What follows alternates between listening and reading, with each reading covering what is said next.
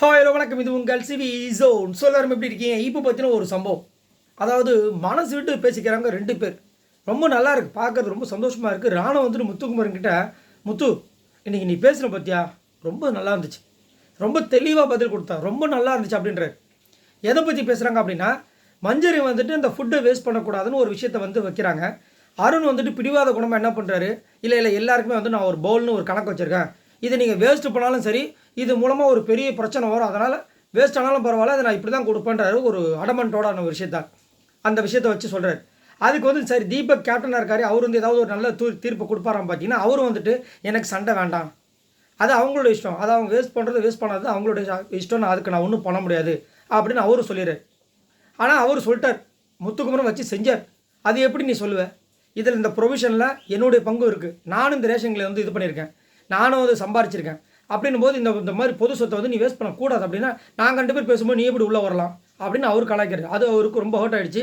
அதை தான் வந்துட்டு விஷால் கிட்டேயும் நம்ம சத்யா கிட்ட போய் பேசியிருப்பார். அதுக்கு அவங்க எவ்வளோ மொக்கையாக ரெஸ்பான்ஸ் பண்ணாங்கன்றத லாஸ்ட் வீடியோவில் போய் பாருங்கள், செம்ம காண்டாக இருந்திருக்கும். அவ்வளோ மட்டமாக கடுப்பேற்றிருப்பாங்க. சரி, இப்போ என்ன நடக்குதுன்னா, ரொம்ப வருத்தத்தில் உட்காந்துட்டுருக்கார் முத்து.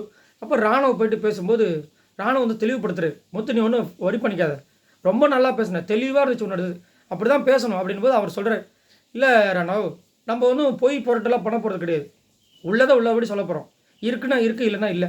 அதேமாதிரி நம்ம ஒரு விஷயத்தை வந்து நம்புகிறோம், அதை தப்புன்னு ஒருத்தவங்க வந்து சொல்லும்போது அது தப்புன்னா நம்ம வந்து அக்செப்ட் பண்ணிக்கிறது தப்பே கிடையாது. ஆனால் நம்ம பண்ணாத விஷயத்தை வந்துட்டு அவன் அங்கே வந்து சொல்லும்போதோ இல்லை தவறான விஷயத்தை நம்மக்கிட்ட வந்து சேர்க்கும்போதோ அதை நம்மளால் அக்செப்ட் பண்ண முடியாது. It's not acceptable. அதை கேட்டுட்டு போகிற ஆளும் நான் கிடையாது. அதே மாதிரி ஒரு தப்பு செஞ்சுட்டு சாரி சாரி சாரி சொல்கிறதுல அந்த சாரிக்கு அர்த்தம் இல்லை. சாரின்றது வார்த்தை கிடையாது, வாக்கு. நான் வந்து இப்போ வந்து என்கிட்ட வந்து சொல்கிறான், மச்சான் நீ கலாய்க்கிறது எனக்கு பிடிக்கலடா அப்படின்னா, நான் வந்துட்டு சொல்லிடணும், ஓகே மச்சான் சரிடா, இனிமேல் சீரியஸான இடங்களில் நான் உன்னை கலாய்க்க மாட்டேன் அப்படின்னு நான் சொல்லிட்டேன்னா இனிமேல் செய்யக்கூடாது. அதை விட்டுட்டு நீ சொன்னதுக்கப்புறம் நானும் சரிடா நான் சொல்ல மாட்டேன் செய்ய மாட்டேன் சொன்னதுக்கப்புறமும் நான் செஞ்சேன்னா அது ரொம்ப கேவலமான விஷயம், அதை நான் பண்ண மாட்டேன். ஆனால் நீ என்ன பண்ணுற, ஒரு வாட்டியும் யார் அருண் ஒரு வாட்டி நல்லா நோட் பண்ணால் அவர் சொன்னது கரெக்டாக இருக்குது, சண்டை போடுவார், சாரி சாரி சாரி, அப்போ அந்த வார்த்தைக்கு அர்த்தம் எல்லாம் போயிடுது. அப்போ சாரின்றது எவ்வளோ பெரிய வார்த்தை, அதாவது ரவி சார் சொன்னாராம், வார்த்தை அதாவது சாரி, அதாவது வார்த்தைன்றது வார்த்தை மட்டும் கிடையாது, வாக்கு. அப்படின்போது நீ ஒரு வாக்கு கொடுக்குற, அப்போ அதுக்கு மேலே நீ ரிப்பீட் பண்ணக்கூடாது. ஒரு வாட்டி நீ இது மாதிரி பண்ணுற. அதே மாதிரி மஞ்சரிக்கு நான் வந்துட்டு வக்காலத்து வாங்கன்ற மாதிரி புதுசாக ஒரு பிம்பத்தை கிரியேட் பண்ணி எல்லாரும் மட்டும் சொல்கிறேன். அப்போ அவங்க என்ன ஆகும், மஞ்சரிக்கு ஏதாவது பிரச்சனைனா இவன் வந்து நிற்பான், அது மாதிரி ஆகுது இல்லை இல்லையா? நான் அந்த மாதிரி பண்ணவே இல்லையே, நான் பண்ணால் நீ சொல்லு, நான் பண்ணாதது எதுக்கு சொல்லி அங்கே வந்து இது பண்ணுறேன் அப்படின்னு சொல்லிட்டு சூப்பராக வந்து பேசினேன். ரொம்ப நல்லா இருந்தது. ராணுவம் வந்து இவ்வளோ தெளிவாக வந்துட்டு அங்கே வந்து கவனித்து அதை சொன்ன விஷயங்களும் நல்லா இருந்தது. இது நல்லாயிருக்கு இந்த காரணம். இப்படி தான், ஏன்னா இப்படி தான் வந்துட்டு இண்டிவிஜுவல் கேம் வந்து பிரியும். இதுக்கு முன்னாடி பார்த்தீங்கன்னா கூட்டு கேமாக இருந்ததுனால பாய்ஸ் வர்சஸ் கேர்ள்ஸ்ன்றதுனால வேறு வழி கிடையாது, விடுங்க என்னங்க பண்ணுறது, நாளைக்கு இவங்க மூஞ்சில் முழிக்கணும் அப்படி. இப்போ அப்படி கிடையாது. இந்த கேம் வந்து இண்டிவிஜுவல் கேமாக மாறினதுலேருந்து பார்த்தீங்கன்னா எல்லாம் அவங்கவுங்க தனித்திறமையில் காட்டுறதுக்கு துடிக்கிறாங்க. அதனால் என்ன பண்ணுவாங்க, முத்துக்குமரன் ஃபஸ்ட்டு ஒழிக்கிட்டு தான் நினைப்பாங்க. இதில் நல்லா இன்னும் நம்மளுக்கு இன்ட்ரெஸ்டிங்கான விஷயங்கள் வரும். இப்போ முதல் கும்பலாக இருந்ததுனால வந்துட்டு வேறு வழியில் அவனோடது வேணும், நாளைக்கு ஏதாவது கேம் வந்துச்சுன்னா அவனோட மாஸ்டர் மைண்டாக அவன் ஸ்ட்ராட்டஜிலாம் வச்சு தான் ஓட்டணும்னுவாங்க. இப்போ இண்டிவிஜுவல் கேம்னால அவன் முத்துக்குமரனோட தயவு இவங்களுக்கு தேவையில்லை. ஆனால் முத்துக்குமரன் அவரோட கேம் வந்து தனியாக வந்து கொடுப்பார், அது வந்து மாற்றுக்கிறதே கிடையாது. எல்லா நேரங்களிலும் அவரோட சிந்தனைகளும் செயல்களும் நேர்பட பேசுறது, ஒளிவு மறைவு இல்லாமல் பேசுறது. அந்த விஷால் கிட்ட கூட சொல்லியிருப்பான், நம்ம கூட நினச்சிருப்போம் டபுக்கு டப்பான்னு சொன்னார் பாருங்க அருண். அவன் வந்துட்டு மஞ்சரி சொன்னதுக்கப்புறமா ஆமாம் ஓகேன்ட்டு போகிறான், அப்போ எப்படி டப்பா அடிக்கிறான்னு. ஆனால் அது தப்பாக புரிஞ்சுக்கிட்டாரு. என்ன சொல்கிறாரு, நீ நான் ஃப்ரெண்ட்லியாக தான் கொடுத்தேன், நான் அவங்க சொன்ன மாதிரி எனக்கு தோணுச்சு.